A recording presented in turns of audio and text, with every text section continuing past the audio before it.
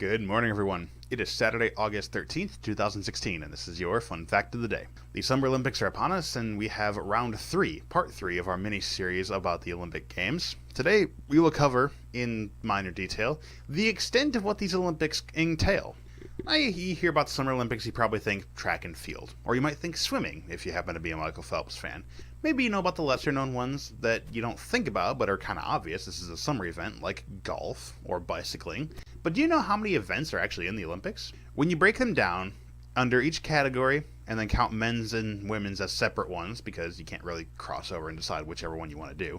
They actually do disqualify people for that. They have before, and they would again. So if you look at all the different competitions there are and then count men's separately from women's, you have over 300 Olympic events you can earn medals for. 306 if my math was correct. They're included in different categories. These categories, in alphabetical order, as Google will provide the full schedule, overview, and details of, include the following: archery, badminton, basketball, beach volleyball, boxing, canoe slalom, canoe sprint, BMX cycling, mountain bike cycling, road cycling, track cycling, diving, equestrian, fencing, field hockey, golf, gymnastics, handball, judo, marathon swimming, the modern pentathlon, rhythmic gymnastics, rowing, rugby sevens, sailing, shooting, soccer, swimming, synchronized swimming, table tennis, taekwondo. It is actually properly pronounced taekwondo, not taekwondo, just so you know. Tennis, track and field, trampoline, and triathlon.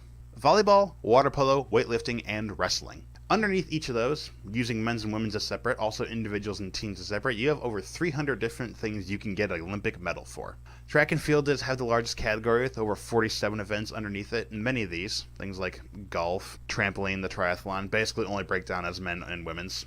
A pretty simple event, pretty straightforward. They don't get quite the media coverage. But then again, if we actually did media coverage all of these, we would end up with days and days and days of nothing but stuff to watch. Far more than what they can actually cover, because most of these events happen simultaneously. It makes it really difficult to actually cross-compete.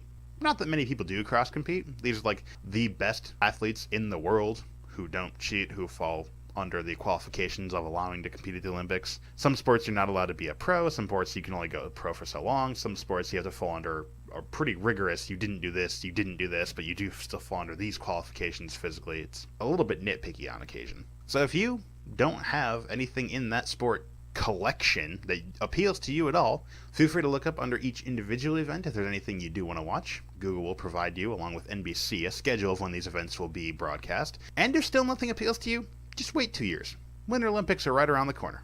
Hope you've enjoyed this fun fact of the day. See you tomorrow.